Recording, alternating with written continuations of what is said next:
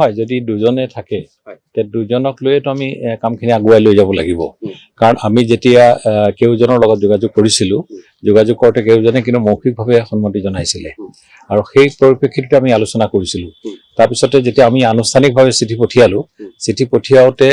দুজনে এজনে বিশেষকৈ অনুৰাধা শৰ্মা পূজাৰী তেখেতে পত্ৰত প্ৰেৰণ কৰি পেলাই জনাইছে যে তেওঁ এইটো এতিয়া আগবাঢ়িব বিচৰা নাই আৰু আনফালদি ডক্টৰ গোবিন্দ প্ৰসাদ শৰ্মা ছাৰে তেখেতে সন্মতি জনাইছো বুলি চিঠিত লিখি দিছিলে এই পত্ৰখন আমাৰ হাতত আছে এতিয়াও কালি সন্ধিয়া সময়ত দেখা পাইছো যে তেখেতে সোশ্যাল মিডিয়াত কৈছে বা আমাৰ ইলেক্ট্ৰনিক মাধ্যমত তেখেতে আগ্ৰহী নহয় আৰু আন ডিব্ৰুগড়ৰ যিজন ভীমকান্ত বৰুৱা তেখেতেও মৌখিকভাৱে জনাইছে যে তেওঁ ইচ্ছুক নহয় এতিয়া আৰু তেওঁ পত্ৰ প্ৰেৰণ কৰিব গতিকে এনেকুৱা ধৰণৰ যদি হয় আমাৰতো ইতিমধ্যে এখন আলোচনা হৈ গৈছে যে আমি 5জন মানুহৰ এটা পেনেল প্ৰস্তুত কৰি দিছিলো ইতিমধ্যে আমাৰ প্ৰক্ৰিয়াবিলাক আৰম্ভ হৈ গৈছে গতিকে এতিয়া যেহেতু দুজনে কৰিব বিচাৰিছে তে আমি সেই দুজনৰ মাজতে সীমাবদ্ধ থাকিব লাগিব নহয় সেইখিনি প্ৰক্ৰিয়াখিনি আৰম্ভ কৰিছিলো এতিয়া কিন্তু আমি চূড়ান্তভাৱে কৰিম মানে আজি ৰাতিপুৱা যাব কাইলৈৰ পৰা যাব হয় আজি গোটেই নিশা কাম হ'ব নহয় সিদ্ধান্ত হৈ গ'ল এতিয়া খালি কামখিনি কৰিম আমি আৰু এতিয়া যদি কোনোবাই আকৌ প্ৰত্যাহাৰ কৰে তেতিয়াহ'লে আমি আৰু সেইটো হেৰি কৰিব নোৱাৰো এইকাৰণে নোৱাৰো কাৰণ ইতিমধ্যে সময় উকলি গ'ল আৰু ইতিমধ্যে আমি কাগজ পত্ৰ পঠিয়াবৰ কাৰণে সম্পূৰ্ণ প্ৰস্তুত হলো আৰু ইতিমধ্যে যোৱাকালি আমি গুৱাহাটীৰ ডাকঘৰত মুখ্য ডাকঘৰত আমি বেলট বক্স তাত প্ৰতিষ্ঠা কৰিছো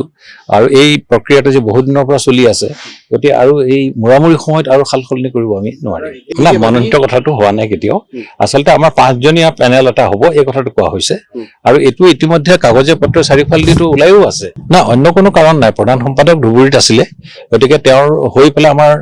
মিহিৰ বৰুৱা যিজন কোষাধ্যক্ষ তেওঁ আমাৰ কৰ্ণধাৰ সমিতিৰ এজন সদস্য গতিকে তেওঁ গুৰুত্বপূৰ্ণ বিষয় বাবেই লৈ আছে তেখেতে ব্যক্তিগতভাৱে চিঠিখন লৈ গৈছিলে সাহিত্য সভাৰ হৈ সেইটোতো কথা মইতো সেইধৰণে কোৱা নাই আচলতে মই নাই সেইটো কেতিয়াও নহয় সেইটো কেতিয়াও হ'ব নোৱাৰে সেই কথাখিনি কোৱাৰ সময়ত মই আচলতে নাজানো আৰু কিয় বা ক'লে সেইটো মই গম নাপাম কিন্তু সেইটো কথা নহয় মই সভাপতি হিচাপে কৈছো যে আমি প্ৰত্যেকজনক যথেষ্টভাৱে গুৰুত্ব দিছো আৰু আমাৰ সভাপতি নিৰ্বাচন প্ৰক্ৰিয়াটো আচলতে আমি যিটো পৰ্যায়ত আমি যাবলগীয়া হৈছে এইখনৰ কাৰণে আচলতে সংবিধানখন আমাৰ হাতত মানে তুলি দিয়া হৈছিলে যিখন সংবিধানত এই ব্যৱস্থাটো লিখি থোৱা আছে আজিৰ পৰা প্ৰায় 2 বছৰ আগতে গতিকে আমি যেতিয়া নাৰায়ণপুৰত অধিৱেশনৰ দায়িত্ব লৈছিলো লোৱাৰ দিনাখন আমাক এই সংবিধানখন তুলি দিছিলে আৰু আমি যোৰহাটত যেতিয়া প্ৰথম কাৰ্যনিৰ্বাহ পাতিছিলো তেতিয়া আমি সকলোৱে শপত গ্ৰহণ কৰিবলগীয়া হৈছিলে যে আমি সংবিধানৰ নীতি নিয়ম মানি চলিম গতিকে সেই সংবিধানৰ নীতি নিয়ম মানি চলিম বুলি কোৱাৰ পিছত 5জনীয়া পেনেলটো আমি কৰিবই লাগিব না তাৰ আগতেও সংবিধান আছিলে নিশ্চয় আছে আৰু সেইটো আমি পৰামৰ্শ আগবঢ়াই থৈ যাম আগন্তুক আমাৰ যিখন আহিবলগীয়া সংশোধনী ব্যৱস্থাটো আছে কিন্তু এই সংবিধানত এটা কথা লিখা আছে যে 4 বছৰৰ মূৰে এইখন সংশোধন কৰিব পাৰিব গতিকে আমাৰ এতিয়া 2 বছৰ সম্পূৰ্ণ হোৱা নাই কিন্তু আমাৰ পৰৱৰ্তী পৰ্যায়ত যিটো সমিতি আহিব সেই সমিতিৰ ক্ষেত্ৰত কিন্তু এইটো প্ৰযোজ্য হ'ব সেইটো আমি সংবিধানখন শপত খাই আমি গ্ৰহণ কৰি ৰাখিছো গতিকে আমাক সেইটো আমাক দি থোৱা আছে গতিকে সেইখনক আমি ওলাই নাই কেতিয়াও নালাগে আচলতে এনেকুৱা আমি যিকেইজনক সভাপতিৰ নামত আনিম তেওঁলোক নিশ্চিতভাৱে অসমৰ একোজন বৰেণ্য সাহিত্যিক হ'ব লাগে গতিকে এই সাহিত্যিকসকলক কম বেছি পৰিমাণে সকলোৱে জানে আৰু আমি সেইকাৰণে জীৱনপঞ্জীখন বিচাৰিছো চিঠিখনত আমাৰ যিখন চিঠি গৈছে তাত জীৱনপঞ্জী বিচাৰিছো আমি জীৱনপঞ্জীখন ভোটাৰসকললৈ পঠিয়াই দিম কেতিয়াও ঘৰে ঘৰে গৈ পেলাই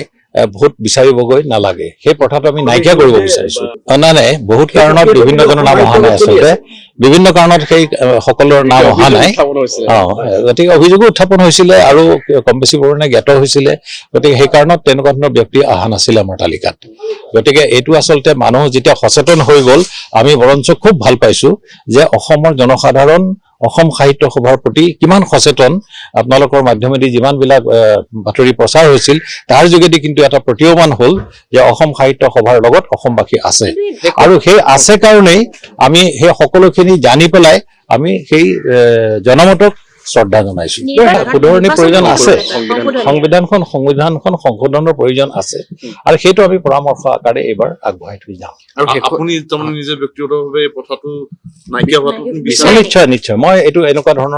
ধৰণৰ সভাপতি নিৰ্বাচন হোৱাতকৈ এটা স্বতঃস্ফূৰ্তভাৱে একোজনক যদি দিয়া যায় এইটো মই বিচাৰো, কিন্তু আমাৰ সমিতিখনে এই মুহূৰ্তত নোৱাৰো, কাৰণ সংবিধানৰ দ্বাৰা দায়বদ্ধ। পদক্ষেপটো গ্ৰহণ কৰি আৰম্ভ কৰি থৈ যাব পাৰিব। নিশ্চয় আমি এইটো পৰামৰ্শ আগবঢ়াই থৈ যাম।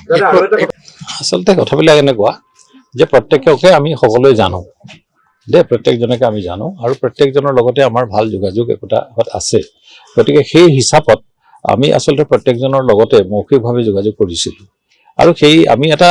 কাৰণ তেখেতসকল বৰেণ্য সাহিত্যিক, আমি বৰেণ্য সাহিত্যিক, তেখেতক সন্মান কৰোঁ, আৰু যেতিয়া সেই ধৰণৰ এটা আমাৰ সম্বন্ধ আছে গতিকে আমি সেই ধৰণে যোগাযোগ কৰি লৈছিলোঁ। আৰু যিহেতু আমাৰ প্ৰক্ৰিয়াটো কৰিবই লাগিব এটা নিৰ্ধাৰিত সময়ৰ ভিতৰত, গতিকে আমি কামত আগবাঢ়িবলগীয়া হৈছে, এইটোৱে কথা। আৰু মই এইটো আশা কৰোঁ যে অসমৰ বৰেণ্য সাহিত্যিক আৰু ভালেমান সংখ্যক আছে দেই, গতিকে সকলোকে আমি সন্মান নিশ্চয় জনাব লাগিব। নাই, সেইকাৰণে আচলতে এনে বিশৃংখলতাবিলাক যাতে আগলৈ নহওক সেইটো ব্যৱস্থাৰ কাৰণে আমি কিন্তু আমাৰ টকা আমি সেই ধৰণে ৰাখিম। আৰু দ্বিতীয় কথা হৈছে যে আমাৰ শৰ্মা ছাৰে যিখিনি কথা কৈছে, তেখেতে কিন্তু পত্ৰখনত সন্মতি জনাইছো বুলি লিখি দিছে। গতিকে তেখেতে এতিয়া কৈছে বাৰু, তেওঁ হয়তো কি কাৰণে কৈছে গম নাপাম, কিন্তু তেখেতে সন্মতি জনাইছে কাৰণে আমি আগবাঢ়িছিলোঁ পিছতো। যিয়ে নহওক এনেধৰণৰ পৰিস্থিতিবিলাক আগলৈ নহওক সেইটো মই কামনা কৰিছোঁ। আৰু অসম সাহিত্য সভাৰ প্ৰতি মানুহৰ আনুগত্যটো থাকক, দিহা পৰামৰ্শ আগবঢ়াওক, যিকোনো ধৰণৰ দিহা পৰামৰ্শ, এই সংবিধানখন বিষয়ক লৈও দিহা পৰামৰ্শ আগবঢ়াব পাৰে। আৰু এই সংবিধানখন কোনোবাই যদি জানিব বিচাৰে, আমাৰ দুইটা নহয়, আমাৰ 10টা আঞ্চলিক কাৰ্যালয় মুঠতে সকলোতে আমাৰ উপলব্ধ। গতিকে কোনোবাই যদি জানিব বিচাৰে সেইখিনি তাতো চাই ল'ব পাৰে, আৰু যিকোনো ধৰণৰ দিহা পৰামৰ্শ আগবঢ়ালে আমি কিন্তু সেয়া গ্ৰহণ কৰিবৰ কাৰণে আমি দায়বদ্ধ। যিকোনো খবৰৰ বাবে যোগাযোগ কৰক 7090173330 অথবা 7099017990 নম্বৰত।